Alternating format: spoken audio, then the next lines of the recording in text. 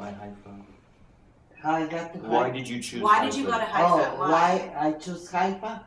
My mother had a brother that went from 1944 from Romania went to Israel.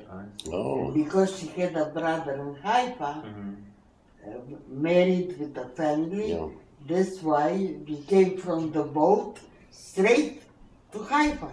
And I live in Haifa for 7 years. Did you speak How Hebrew, long? obviously?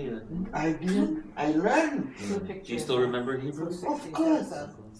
Your father was, whenever he saw me, he spoke to me only Hebrew.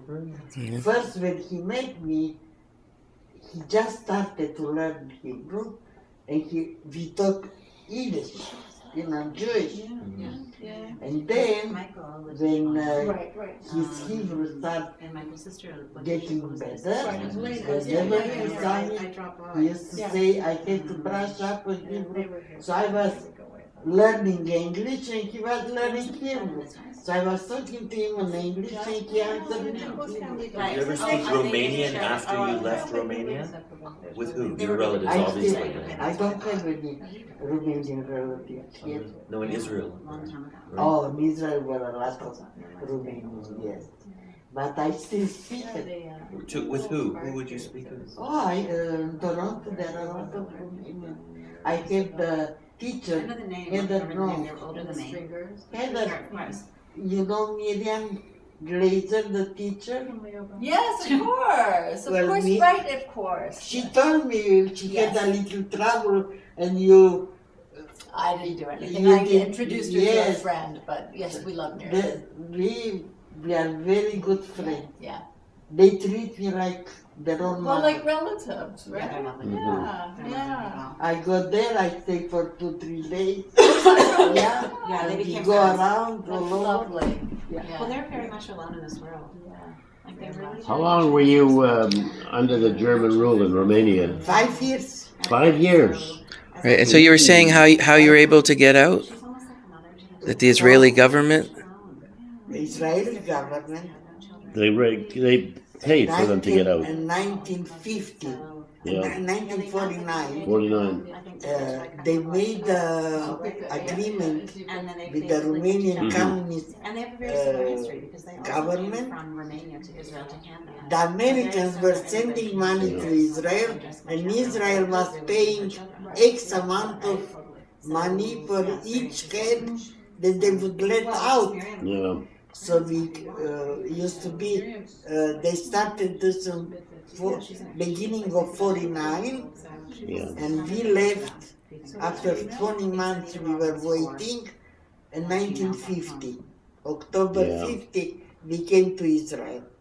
So my mother went in April because she had a brother there. So she was first. So by the time, at that time, all the new Olim Hadashim were in tents. But we didn't go to tent. Because my mother went to her brother and she started working. She also was a dressmaker. She was working by day. And she found out that on the Ara Carmel, if you know where was hotel, forgot the name of the hotel. It's only one day. What Thank you. Yeah, she'll let what you year did the Germans come into Romania? Was it 39? 39. 39. At the beginning of the war. Beginning So of you the had them for 5 years. Yeah, but Romania wasn't an occupied country. Romania was an ally with Germany. Oh. So that's how we still were alive. Yeah. But they clean up the small towns, the small states, and they send them to Transnistria. You know Transnistria? They were camps in Transnistria. Her grandmother died. And Like, we supposed to be the last from Bucharest But we were 300,000 Yeah. in Bucharest. A lot of people. A lot of people, they couldn't clean us up. Yeah. So then the Russian came Mother's house was empty. in They lived there, 1944, they were renting their house on- summer The of Germans pulled 44. out. Right around the time The that Russian I came. met her. The So I war know ended her. in She talks- 45. Yeah. But to Romania, the She's Russians very close. saved us. Yes, that's right. The because it's Bucharest not- Romanian saved us. She was So like- then, like everybody cookies went and- to Israel. It was really Yeah. How many people? All Do you the know how many? Jews, Well, you Do you know how many left and went to Israel? For 5 years too. Like- about 300,000. The whole, everybody? Wow. They were left only very old people that they couldn't travel. And then she kind of like And, but all the young people, Right. when I came to Israel in 1950, I was 27 years old, and my husband was 29 years old. 15 years ago, So we were in Singapore. they needed, Oh, David. you know, they They needed, needed people. this was the biggest aliyah Yeah. to clean Europe. They cleaned from every country, but the Romanians were the most. So the Romanians I didn't realize that were so lucky. They were the first in the Mishtara, police, and Oh, yeah? yeah, and making road. My husband built roads in Israel because there wasn't any other work. So they were Yeah. building roads. And what did he do in Romania? Your husband? My husband was a librarian of the Romanian Academy. Hmm. He was a librarian, and there he worked everything. He worked wheels, he worked roofs, anything. Used to come blood from the hand. And a guy that he always read. He had Yeah. to do that, and I did my sewing, and we somehow. He managed. And was no food at the time. No food, no language, no money. But we were happy, we were free. No, not at all. Free. But we were a little bit tired from the war, from the communists. But in the The how to say, the era of Romanian, but in the early days when Russia first took over, yes. in the early days of communism, was it already bad, or could you see the future how bad it could get? From 1944 to 1948, they let us do what we wanted. So Jewish people who had some hidden money, they open up stores, shoe stores, textile, food stores, 4 years. So summer of 48, Then it changed. Things overnight, stopped. Yeah. they put seals to all the businesses Yeah. and become communist The communists. from 1948. So Wasn't it in Romania where the communists burnt all the shuls down? They damaged all the there was a shuls. pogrom. A pogrom. That, the Russians. not the Russians. Not the Russians. That was the anti-Semites, the Oh, Nazis, the the Nazis. Romanian Nazis. The Nazis, yeah. Yeah. Because they had beautiful shuls there. We had streets of shoes, streets. Just burnt them down. Oh, They weren't gosh. burned down, they still there. Because I have friends who go to Bucharest and they tell me they still, Oh, the really? shoes are there, yeah. No. But what was in January 1940, they took the people from those schools, from the streets, they knew where the Jews live, took them from the houses, and shot them, and took them to the abattoir, you know, where they did the cattle, and hang them on the hooks there. Oh, my God. Oh, my God. So that was January 1949. Oh, boy. So we lost a lot of people. They went to schools, people who were saying Kaddish, and they just cleaned them up and put them in trucks and took them to the abattoir and shot them, Shot them hanged off. them on the hook. Yeah. Oh, Yeah. my God. Oh, So boy, oh, boy. they came, we were lucky, Mhm. like my mother, my brother, my family. We live in a building, an apartment building, 4 floors, all Jews. And we had a caretaker. But the building belonged to a church. The next door was a big Saint Spiridon church. Mhm. So they came, the hooligans, they came at night around 1 o'clock in the morning. We hear noise, and we were the first floor. And we hear noise. They came, they wanted to know if Jews live in that building. So the caretaker came out Alex, you probably know and he saved us. Kelly. You know Kelly Simpson? Oh, Mhm. yeah, 'cause that one- Oh, really? And Oh. he See? said, they asked, any Jews here in the building? Mhm. And we are by the window waiting. We already with the winter coats and us, Mhm. and we would go to the cellar out. He said, how you want Jews to live in this building? This building belongs to the church, Oh, which the church was the Orthodox church. And they left. and they left. And so we all, So you're lucky to be, we were lucky. yeah. Otherwise they would have hung up too. Oh, Mm. gosh. Yeah. Oh, my gosh. Incredible. You know the rabbi, this is Rabbi The Cohen. Rabbi Cohen. This is new rabbi. I just saw Rabbi Batki not too long ago. Oh, did you? Oh, Yes, good. yes. Good. Nice to meet you. Good to meet you. I used to be a member, Oh, but I moved out. I understand. I live on heaven. Things change. Indeed. So I wanted to ask,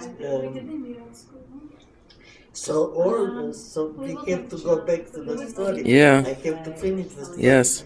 So all the 300, almost 300,000 Jews went to Israel. Oh, I've only known the name. And they built up really Israel. So they weren't any No, no, kind no, of war. no, no. Even they live in the, So was that the biggest immigration to Israel from all countries? Was from Romania? Was that the most from any European country? yes, Yeah. Just Have you been back to Romania since the war?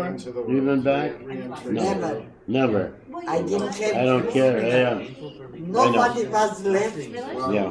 My brother, I should be grateful for who's that. younger than me with 4 years, He sort of went on his own terms, you know. he, in 1945, You ever seen any? winter of 45, Strength. him and a friend went over the border, Romania to Hungary, Hungary to Austria, Austria to Italy, and they made themselves that they are dispersed person. He was 17 years old, my brother, and his friend. Because they wanted to go to Israel, Yeah. to Palestine. At that time was Palestine. Palestine. So anyway, they got into Italy. They told to the English people a camp for dispersed persons. So they called themselves the dispersed, and they went to the camp. And remember at that time, the Jews from Italy, whoever wanted to go to Palestine, they were told by the English to go to Cyprus. They turned them in Cyprus. Cyprus. Went to Cyprus. Yeah. Turned them down.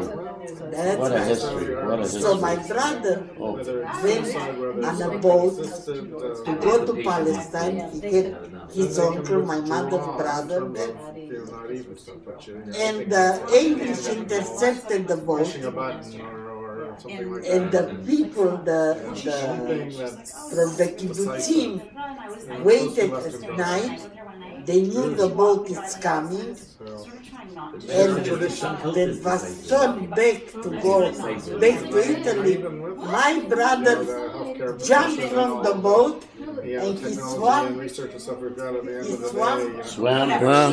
And he was rescued by the kibbutznik. So they asked him if he has relatives in Palestine. He said, I have an uncle in Haifa. So they got in touch with my uncle, and my uncle came and took him out, and he lived in Haifa, What about a digging? and he went to learn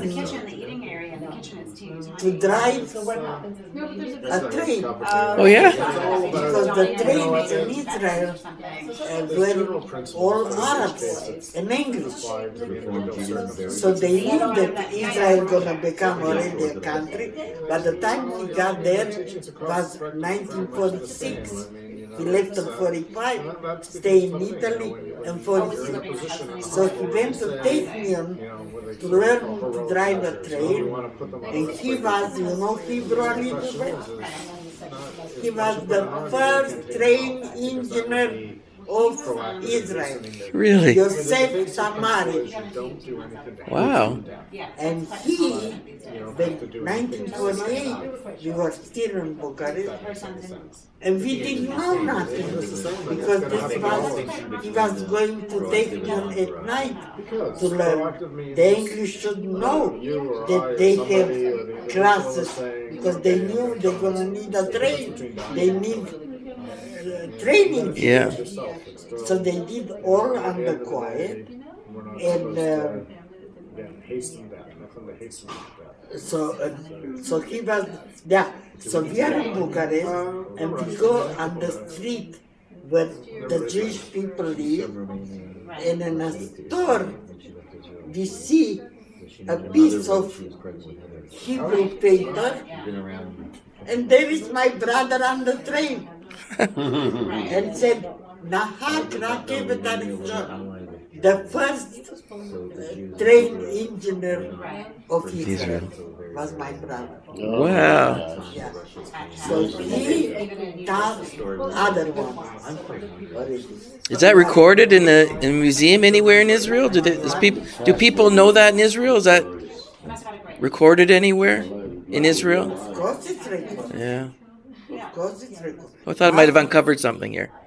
If you go, you're gonna find out. Okay. Yeah. Are you is there more stories? Always more stories. Always more Always stories. more stories. He was 35 years Nahak Rakevet, and now he lives in Toronto. Oh yeah. Yeah. Okay. When you're ready, no rush. No, I'm ready. I'm ready. You know what? I have idea. Yeah, let's get on this. They're ending their shift. Oh, the rabbi's waiting for them. Story. Okay. Okay. We have to Do you want to say? You know what? You're gonna go for a walk around the block. No, we just go outside. You know what? I think my brother Dave. You want to say hello to my brother David? Yes. You know my brother David's in New York. I'll send him this video. Oh, he would like that. You want to say? No. You can tell him. Yes, I want to see.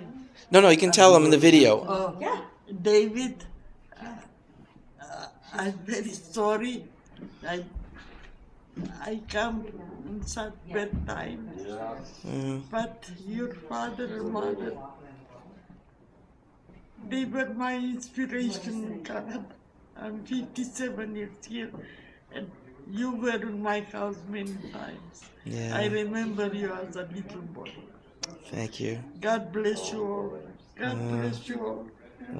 Thank you so much. Well, listen, Thank you're here in Canada now, so can enjoy life, enjoy the people, enjoy everything. I enjoy it. I enjoy Life. my best. Life goes on. I just turned 90. I'm gonna be, in May, I'm gonna be 91. So am I. So am I. What date? May 15. Oh, May 14th. May 14th. Oh my gosh, that's crazy.